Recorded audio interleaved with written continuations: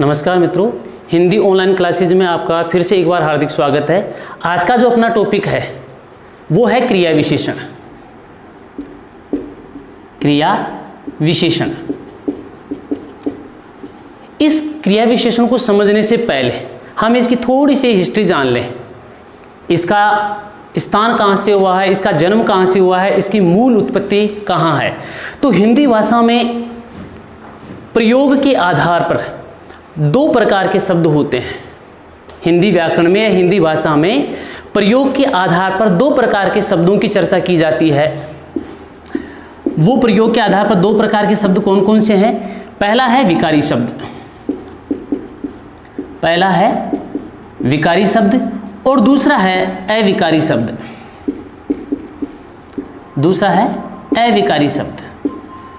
प्रयोग के आधार पर हिंदी के जो शब्द बने हैं वो दो बने हैं, पहला विकारी शब्द और दूसरे अविकारी शब्द। विकारी शब्दों में अपना संज्ञा, सर्वनाम, विशेषण और क्रिया चार प्रकार के विकारी शब्दों की चर्चा की जाती है। फिर अविकारी शब्द कौन कौन से होते हैं? तो जिस प्रकार विकारी शब्द चार प्रकार के हुए उसी प्रकार अविकारी शब्द भी चार प्रकार के माने जाते हैं, जिसमें सबसे पहला आता है क्रिया विशेषण। पहला आता है क्रिया विशेषण, दूसरा आता है समुच्चय बोधक। समुच्चय बोधक। दूसरा आता है विस्मयादि बोधक। विस्मयादि बोधक। और चौथा आता है अपना संबंध बोधक। संबंध बोधक। विकारी शब्द किसे कहते हैं? कि वे शब्द जिनमें लिंग वचन कारक काल, ध्यान से सुनना, वे शब्द जिनमें लिंग वचन कारक काल आदि के आधार पर परिवर्तन होता है वो तो कहलाते हैं विकारी शब्द। और वे शब्द जिनमें लिंग वचन कारक काल के आधार पर किसी भी प्रकार का कोई परिवर्तन नहीं हो वे कहलाते हैं अविकारी शब्द। विकारी भी चार प्रकार के हो गए, अविकारी भी चार प्रकार के हो गए। तो आज का अपना जो टॉपिक है वो एक अविकारी शब्द है। कौन सा शब्द है? अविकारी शब्द है। अविकारी को दूसरा नाम अव्यय भी बोल सकते हैं। अविकारी को दूसरा नाम अव्यय भी बोल सकते हैं। और इस अव्यय में सबसे पहला टॉपिक और सबसे मोस्ट टॉपिक वो कौन सा है? क्रिया विशेषण। अब ये क्रिया विशेषण क्या होता है, किसे कहते हैं, कितने प्रकार का होता है वो देखिए। क्रिया विशेषण दो बातें हो गई, एक तो क्रिया और दूसरा विशेषण, अर्थात वे अव्यय या अविकारी शब्द। क्रिया विशेषण किसे कहते हैं? ध्यान से सुनना, वे अव्यय या अविकारी शब्द जो क्रिया शब्दों की विशेषता बताते हैं।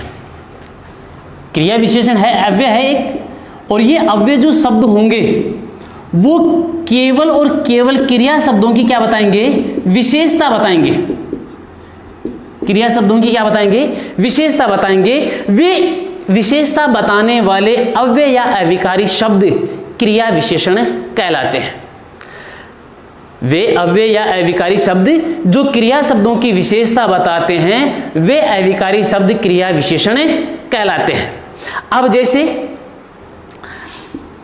राधा धीरे चलती है, धीरे चलती है, हमने परिभाषा क्या की है कि क्रिया शब्दों की विशेषता बताने वाले अव्यय या अविकारी शब्द हमारे क्या कहलाते हैं? क्रिया विशेषण कहलाते हैं। तो यहां चलती है, चल से चलना बनता है, क्रिया हो गई। अब इस क्रिया की विशेषता क्या बता रहा है? धीरे। क्रिया की विशेषता क्या बता रही है? कि राधा कैसे चल रही है? धीरे चल रही है। अब धीरे चलना एक विशेषता हो गई, तो ये विशेषता ही क्या शब्द कहलाएंगे? क्या अव्यय कहलाएंगे? क्रिया विशेषण कहलाएंगे। देखिए, राम बहुत बोलता है। राम बहुत बोलता है। अब बोल से बोलना बन गया, क्रिया है, लेकिन इस क्रिया की विशेषता क्या है? कि राम कैसे बोल रहा है? राम बहुत बोल रहा है, तो बहुत क्या हो गया? क्रिया विशेषण अव्यय हो गया। तो क्रिया विशेषण किसे कहते हैं कि वे अव्यय या अविकारी शब्द जो क्रिया शब्दों की विशेषता बताते हैं, क्रिया विशेषण अव्यय कहलाते हैं। अब ये क्रिया विशेषण मुख्यतः 4 प्रकार के माने गए हैं।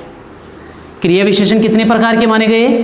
4 प्रकार के। सबसे पहला आपका आता है कालबोधक। कितने प्रकार हैं इसके? 4 हैं, जिसमें पहला कालबोधक क्रिया विशेषण,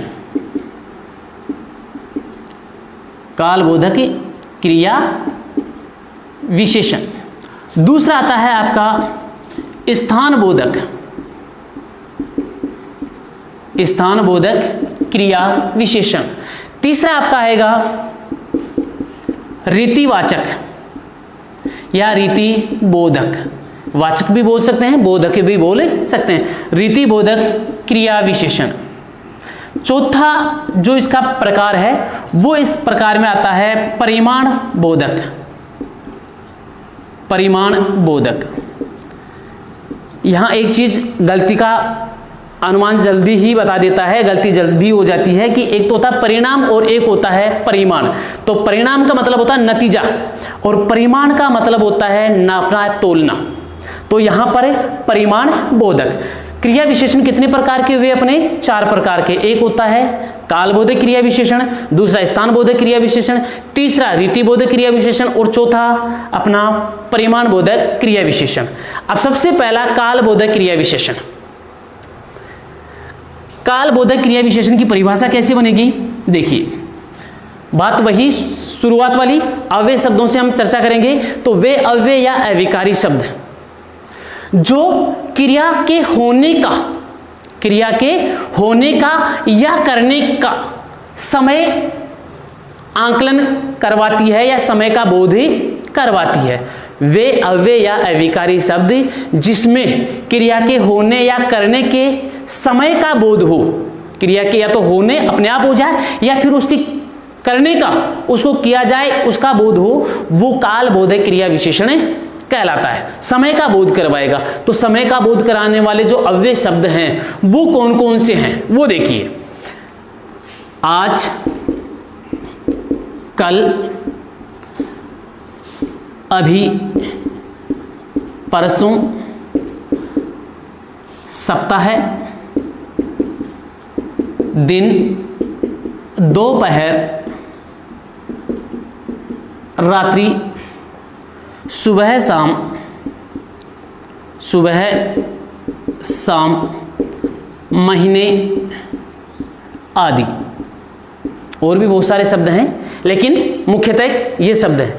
आजकल, अभी, परसों, सप्ताह में, दिन में, रात में, दिन, दोपहर, सुबह शाम, ये क्या है? काल का बोध करवाते हैं। हाँ, इतना ध्यान रखिए कि इसमें लिंग वचन कारक काल, लिंग वचन कारक काल किसी भी प्रकार का इनमें परिवर्तन नहीं कर पाते। क्यों? क्योंकि ये अव्यय हैं, अविकारी शब्द हैं, और भले ये स्त्रीलिंग के साथ भी आए तो भी अपना रूप वैसा का वैसा रखेंगे, और पुल्लिंग के साथ आए तो भी अपना रूप वैसे के वैसे रखेंगे। तो इनमें किसी भी प्रकार का परिवर्तन नहीं होता। इसी वजह से ये अव्यय या अविकारी शब्द कहलाते हैं। तो ये सब कालबोधक क्रिया विशेषण है। अब इनसे हम अपने वाक्य बनाएं तो इनको हम किसी की भी वाक्य के साथ जोड़ेंगे तो इनका रूप परिवर्तित नहीं होगा, इनका रूप परिवर्तित नहीं होगा। जैसे राम सुबह जल्दी उड़ता है, जल्दी उड़ता है, राम सुबह जल्दी उड़ता है। तो यहां सुबह जो है, सुबह जो है वो क्या है? एक क्रिया विशेषण है, और क्रिया विशेषण में कौन सा है? कालबोधक है। कालबोधक किसका? समय का बोध करवा रहा है। सुबह उठता है या शाम को सोता है, कब सोता है, कब उठता है, यहां ये इंडिकेट कर रहा है। सुबह जो शब्द है वो अपना एक क्रिया विशेषण है, क्रिया विशेषण में एक समय का बोध कराने वाला कालबोधक क्रिया विशेषण है। अब यहां सुबह शब्द आया, हम इसको कैसे प्राप्त करें? क्योंकि बहुत सारे शब्द हो जाते हैं, क्योंकि काल बोधक भी आएगा, स्थान बोधक भी आएगा, रीति बोधक भी आएगा, तो हम इसको कैसे प्राप्त करेंगे? तो ध्यान दीजिए, जब भी हमको किसी उत्तर की प्राप्ति करनी हो तो उस उत्तर की प्राप्ति करने के लिए क्रिया शब्दों के साथ हम प्रश्न करेंगे। क्रिया शब्दों के साथ क्या करेंगे? प्रश्न करेंगे। और वो प्रश्न कैसे करेंगे? जैसे राम करता हुआ तो कर्ता क्रिया से प्रश्न करेगा, राम कब उड़ता है? राम कब उड़ता है? तो कब शब्द लगा करके हम जब प्रश्न करेंगे तो हमको इन सारे शब्दों के उत्तर की प्राप्ति हो जाएगा। राम कब उठा, कब आया? आज आया। राम कब आया? गया, कल गया। राम कब आएगा? आज आएगा। कब जाएगा? परसों जाएगा। किसी के साथ लगा कर देख लीजिए, कब शब्द लगाएंगे? जब ही हमको उत्तर की प्राप्ति होगी। रिपीट कर रहा हूं, काल बोधक क्रिया विशेषण को प्राप्त करने के लिए क्रिया शब्दों के साथ कब शब्द लगाकर यदि हम प्रश्न करेंगे तो हमको अपने उत्तर की प्राप्ति हो जाएगी। कौन सा? काल बोधक क्रिया विशेषण। राम सुबह जल्दी उठता है। राधा क्या करती है? शाम को घर जाएगी। राधा शाम को घर जाएगी। राधा कब घर जाएगी? शाम को घर जाएगी। तो कब शब्द लगाने से हमको उत्तर की प्राप्ति हो जाती है? कौन सा? काल बोधक क्रिया विशेषण। दूसरा अपना जो प्रकार आया है वो कौन सा आया है? स्थान बोधक क्रिया विशेषण। दूसरा अपना कौन सा है? स्थान बोधक या स्थान वाचक, एक ही बात है। स्थान बोधक क्रिया विशेषण। स्थान बोधक क्रिया विशेषण के लिए भी परिभाषा कुछ ऐसी ही बनेगी। क्या? कि जब किसी वाक्य में वे अव्यय या अविकारी शब्द जो क्रिया के स्थान का बोध कराते हैं, जो क्रिया के स्थान संबंधी विशेषता का बोध कराते हैं या स्थान का बोध कराते हैं, वे अविकारी क्रिया विशेषण शब्द क्या कहलाएंगे? स्थान बोधक क्रिया विशेषण कहलाएंगे। रिपीट कर रहा हूं, वे अव्यय या अविकारी शब्द जो क्रिया के स्थान का बोध करवाते हैं, स्थान का बोध करवाते हैं, वे अव्यय या अविकारी शब्द वे क्रिया विशेषण क्या कहलाएंगे? स्थान बोधक क्रिया विशेषण कहलाएंगे। अब इसको प्राप्त करने के लिए कुछ शब्द होते हैं, जैसे हमने काल बोधक के शब्द बताए हैं वैसे ही स्थान बोधक के भी कुछ शब्द होते हैं। कौन कौन से होते हैं वो देख लीजिए। जैसे यहां, वहां, इधर, उधर, ऊपर, नीचे, दाएं, बाएं, बगल में, पास, दूर, निकट, समीप, निकट, समीप आदि। ये कुछ इसके क्या हैं? वाचक शब्द हैं। और भी वाचक शब्द हैं लेकिन मुख्यतः ये शब्द हैं। तो यहां, वहां, इधर, उधर ये जो शब्द हैं वो किसका बोध करवाते हैं? स्थान का बोध करवाते हैं। हम दिशाओं के नाम भी ले सकते हैं, हम दिशाओं के नाम भी ले सकते हैं। तो इसको प्राप्त करने के लिए हमारे वाक्य कुछ इस प्रकार होंगे। पहला वाक्य देख लीजिए, राम मेरे बाएं बैठा है। राम मेरे बाएं बैठा है। अब बैठ से बैठना बनता है, क्रिया है। बैठ से बैठना बन गया, बैठना क्रिया है, तो हम क्या करेंगे? क्रिया से प्रश्न करेंगे। क्या करेंगे? राम मेरे कहां बैठा है? कौन सा शब्द लगाया? कहां शब्द। कहां एक अव्यय है, यह अव्यय भले स्त्रीलिंग के साथ लगाओ, चाहे पुल्लिंग के साथ लगाओ, चाहे एक वचन के साथ लगाओ, चाहे बहुवचन के साथ लगाओ, किसी के साथ लगाओ, इनमें किसी भी प्रकार का परिवर्तन नहीं होगा। परिवर्तन नहीं होगा तो ये अव्यय हैं, अविकारी हैं। तो राम मेरे कहां बैठा है? मेरे बाएं बैठा है। राम मेरे कहां बैठा है? राम मेरे उत्तर दिशा में बैठा है, दक्षिण दिशा में बैठा है। सीता मेरी किधर बैठी है? उत्तर दिशा में बैठी है, दक्षिण दिशा में बैठी है, इधर बैठी है, उधर बैठी है, मेरे से ऊपर बैठी है, मेरे से नीचे बैठी है। तो इन शब्दों में किसी भी प्रकार का परिवर्तन नहीं होगा। मतलब ये कौन से शब्द हैं? अविकारी शब्द हैं। स्थान का बोध करवाते हैं। राम मेरे बगल में बैठा है, सीता मेरे बगल में बैठी है, कुत्ते मेरे बगल में बैठे हैं, संसार मेरे बगल में बैठा, किसी के साथ यूज करके देख लो, ये तो सारे के सारे शब्द एज इट इज रहेंगे, इनमें किसी भी प्रकार का परिवर्तन नहीं होगा। मतलब कौन सा? स्थान बोधक क्रिया विशेषण। दूसरा वाक्य और देख लीजिए, राकेश, राकेश हमसे दूर खड़ा है, राकेश हमसे दूर खड़ा है। अब खड़ा होना, दूर, दूर शब्द क्या है? अव्यय है, स्थान बोधक है, और हम प्रश्न करेंगे कहां से? खड़ा शब्द से। राकेश कहां खड़ा है? राकेश हमसे दूर खड़ा है, मतलब ये दूर अव्यय है, अविकारी शब्द है जो केवल स्थान का बोध ही करवाते हैं। क्लियर? तीसरा अपना जो टॉपिक है वो आता है रीति बोधक। कौन सा? रीति बोधक। रीति, अब रीति का मतलब ढंग, दशा, अवस्था। रीति का मतलब क्या होता है? या तो हम कह दें ढंग, या हम कह दें दशा, या हम कह सकते हैं अवस्था। रीति बोधक, रीति बोधक, क्रिया विशेषण। अब रीति का मतलब दूसरा नाम हमने क्या ले लिया? ढंग, दशा या फिर अवस्था। इनको ये नाम भी दे सकते हैं। तो वे अव्यय या अविकारी शब्द जो क्रिया विशेषण के ढंग, दशा, अवस्था का बोध कराते हैं, या क्रिया शब्दों की अवस्था का, दशा का, ढंग का, रीति का बोध कराते हैं, वे क्रिया विशेषण क्या कहलाएंगे? रीति बोधक क्रिया विशेषण कहलाएंगे। रिपीट कर रहा हूं, वे अव्यय या वे अविकारी शब्द जो क्रिया के ढंग, दशा, अवस्था का बोध कराते हैं, या क्रिया विशेषण के ढंग, दशा, अवस्था का बोध कराते हैं, ऐसी क्रिया विशेषण क्या कहलाएंगे? रीति बोधक क्रिया विशेषण कहलाएंगे। अब इसके वाक्य कुछ कैसे बनेंगे? तो वो ढंग, दशा, अवस्था वाले, जैसे हमने इन दोनों में शब्दों की प्राप्ति की है, अविकारी शब्दों की प्राप्ति की है, ऐसे ही इसमें कुछ अविकारी शब्दों की हम प्राप्ति करेंगे। जैसे तेज, शीघ्र, अति शीघ्र, अति शीघ्र, धीरे, मंद, तीव्र, अचानक,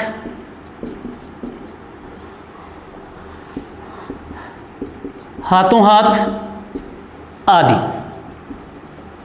ये सारे के सारे क्या हैं? रीति बोधक क्रिया विशेषण है जो ढंग, दशा, अवस्था का बोध कराते हैं।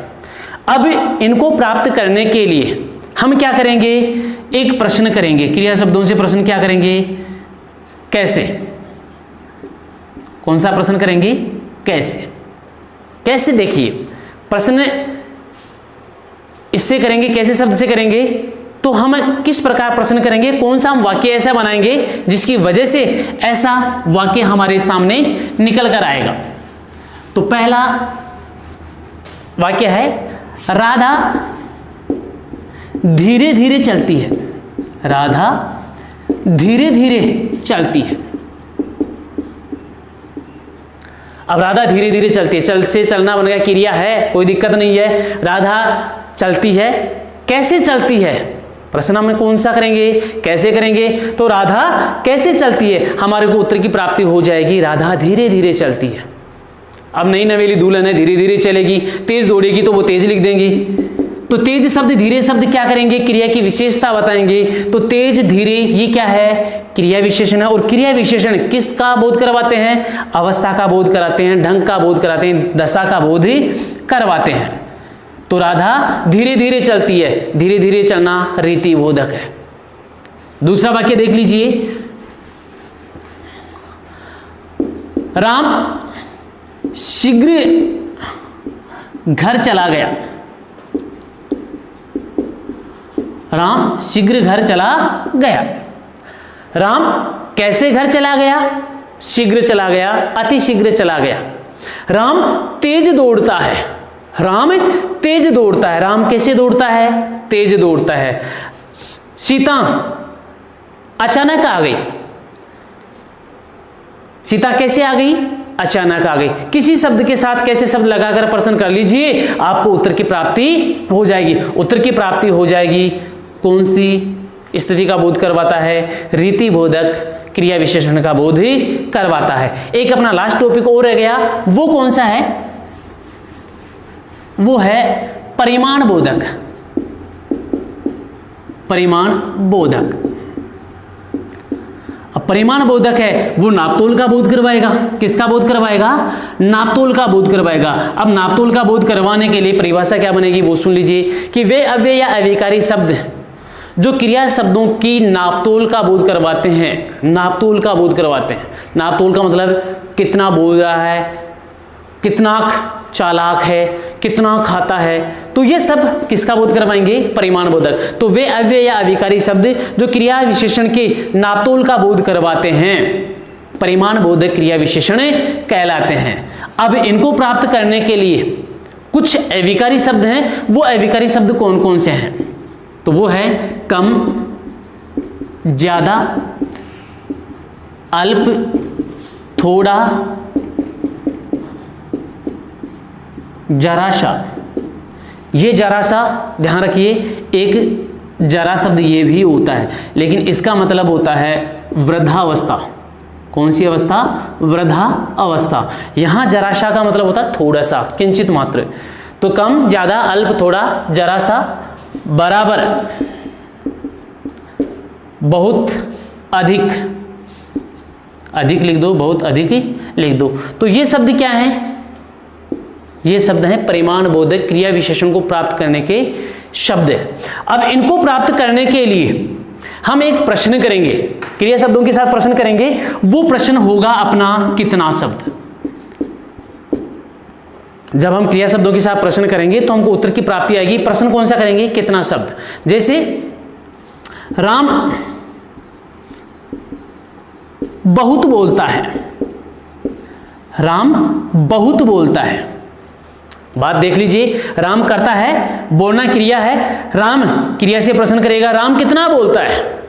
राम कितना बोलता है? तो हमको उत्तर की प्राप्ति कौन सा प्रश्न करवाएगा? कितना शब्द। उत्तर की प्राप्ति आ गई। उत्तर की प्राप्ति क्या हुई हमको? बहुत शब्द। तो ये बहुत शब्द क्या है? परिमाण बोधक।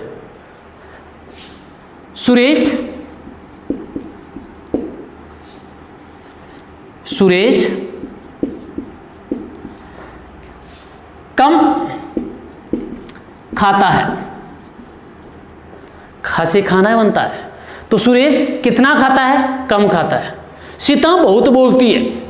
सीता बहुत बोलती है, बहुत ज्यादा बोलती है, बहुत कम बोलती है। सुरेश बराबर बोलता है। राम बराबर बोलता है।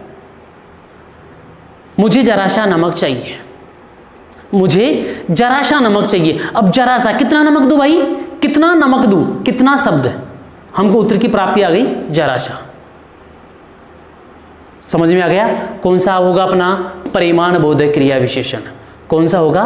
परिमाण बोधक। इसके अलावा भी कुछ और होते हैं, लेकिन वो हमारी माध्यमिक शिक्षा बोर्ड उनको अपने सिलेबस में स्थान नहीं देती, लेकिन उनका नाम जिक्र जरूर कभी कभी हो जाता है। उनका नाम है, एक तो अपना निषेध बोधक।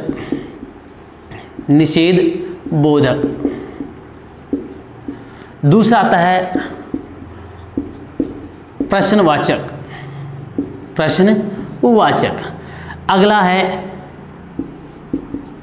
कारण बोधक। एक आता है निश्चय बोधक या निश्चयवाचक। एक आता है अनिश्चय। से पूरे कुल मिलाकर 10 हैं, लेकिन हमारे मोस्टली क्रिया विशेषण जो होते हैं हमारे सिलेबस में अंकित हैं वो 4 ही हैं। पहला है कालबोधक, दूसरा है स्थान बोधक, तीसरा है रीति बोधक और चौथा है परिमाण बोधक। कभी कभी प्रक्रिया विशेषण भी होता है। प्रक्रिया विशेषण एक शब्द चलता है, प्रक्रिया विशेषण। प्रविशेषण भी होता है, प्रक्रिया विशेषण भी होता है। तो ये प्रक्रिया विशेषण क्या होता है? तो विशेषण में प्रविशेषण आ गया और क्रिया विशेषण में प्रक्रिया विशेषण हो गया। तो जो शब्द विशेषण की विशेषता बताए, जो शब्द विशेषण की विशेषता बताए, वे विशेषण प्रविशेषण कहलाते हैं। क्या कहलाते हैं? प्रविशेषण। यानी विशेषण की भी विशेषता बताने वाले शब्द प्रविशेषण कहलाते हैं। मतलब राम सुंदर है। राम सुंदर है। अब राम की विशेषता है कि वो कैसा है? सुंदर है। लेकिन इस सुंदरता की भी और बड़ाई कर दी जाए। कैसे? कि राम बहुत सुंदर है। तो ये बहुत शब्द क्या हुआ? प्रविशेषण हुआ। समझ में आ गया? उसी प्रकार क्रिया विशेषण क्या हुआ कि जो क्रिया विशेषण की भी विशेषता बताए, क्रिया विशेषण की भी विशेषता बताए, वे शब्द प्रक्रिया विशेषण कहलाते हैं। जैसे राम बहुत पास बैठा है, बहुत पास बैठा है। अब हमको ये तो पता चल गया कि राम कहां बैठा है, स्थान का बोध कर पा रहा है, कहां बैठा है, पास बैठा है, लेकिन कितना पास बैठा है, बहुत पास बैठा है। तो बहुत शब्द क्या बन जाएगा, प्रक्रिया विशेषण बन जाएगा। समझ में आ गया। राधा धीरे धीरे चलती है, समझ में आ गया। राधा कैसे चलती है, धीरे धीरे चलती है, लेकिन इस धीरे धीरे की भी विशेषता बता दी जाए। कैसे कि राधा बहुत धीरे चलती है, राधा बहुत धीरे चलती है। तो बहुत शब्द क्या आ जाएगा, प्रक्रिया विशेषण। राम कम बोलता है, कम बोलता है, किसको पता है कितना कम बोलता है, लेकिन मैं ये कह दूं कि राम बहुत कम बोलता है, तो ये बहुत शब्द क्या बन जाएगा, अपना प्रक्रिया विशेषण बन जाएगा। यहीं पर अपना जो क्रिया विशेषण का जो टॉपिक है वो समाप्ति होता है।